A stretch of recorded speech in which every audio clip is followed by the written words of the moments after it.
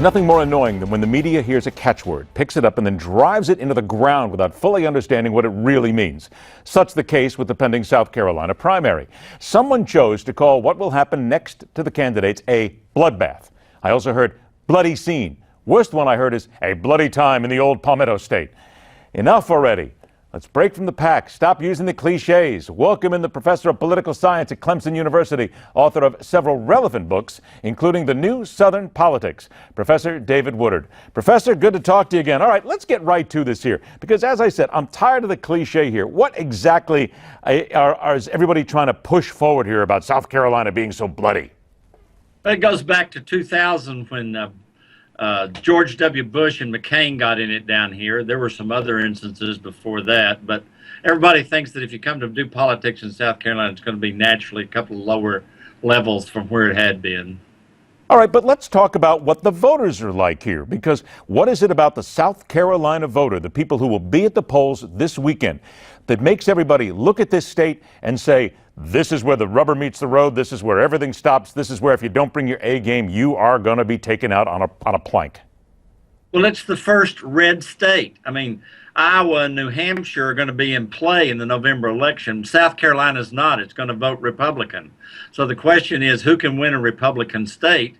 That's why it's so critical for the Republicans to do well here. All right, now explain this, if you will. Caton Dawson, who is a former South Carolina Republican Party chairman, said, and I quote, and good friend, I like him. Okay, South Carolina usually corrects the mistakes from the first two states. I got to admit, that's got a little ego packed behind it right there, but what does it mean? Well, remember, they fired on Fort Sumner. We haven't calmed down since. Basically, he was saying that in the past there have been people who have come in here who had to win South Carolina. George H.W. Poppy Bush lost the Iowa primary, finished third. He had to come down here and win. He did. It set him up for the president. And George W. Bush had to beat McCain here in 2000. He did, and it set him up for the presidency. So let's look. So it's a very critical gateway they have to go through. All right, let's look at that gateway then, and let's take John Kasich, for instance. Got a very nice bump out of New Hampshire. But the more research that I do and look, I don't necessarily see South Carolina as the place for John Kasich to build on. Yes or no?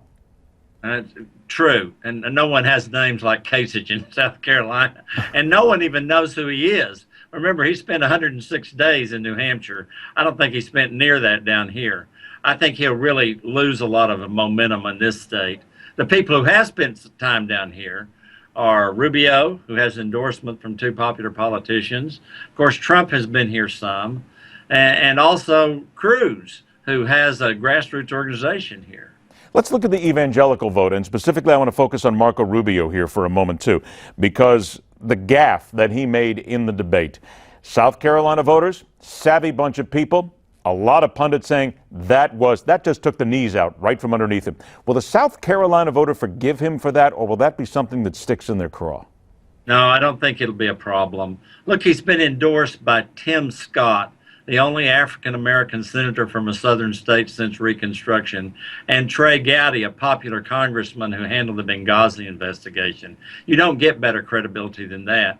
And I think they've both endorsed him, and I think that'll wash that away pretty quickly. What about the endorsement that Lindsey Graham gave to Jeb Bush? Will that push Jeb forward and really be a kick for him? Lindsey Graham is not that popular here. He's had trouble all throughout his career here. He sometimes has negatives in the Republican base of 30, 35%.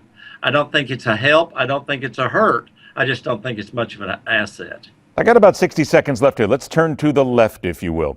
Howard Fineman, the global editorial director of Huffington Post, tweeted out last night, a top Clinton aide just told me, this is white people, this meaning the vote. This is white people in New Hampshire.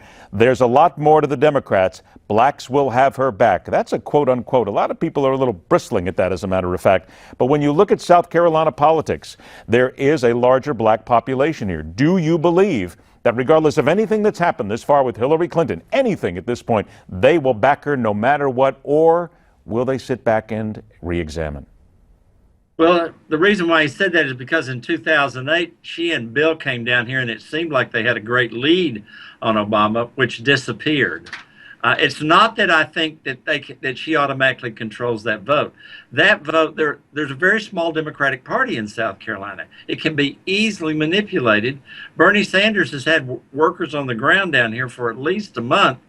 I think it may be a little bit. I think Hillary has to be the favorite, but I think it may be a little bit early to claim victory. 15 seconds. Do you see any Republican threat to Donald Trump on the other side? Yeah, I do. I think Ted Cruz could. He's got a good ground game down here. I think Rubio could too.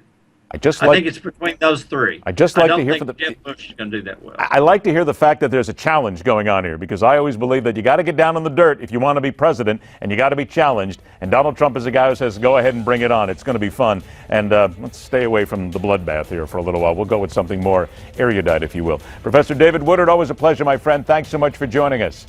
Now, New Hampshire leaves us with plenty of issues to decipher. Let's go ahead and get into that a little bit, because we're going to be talking about New Hampshire for quite some time, even though the voting is done. It's coming up next, right here on The Hard Line.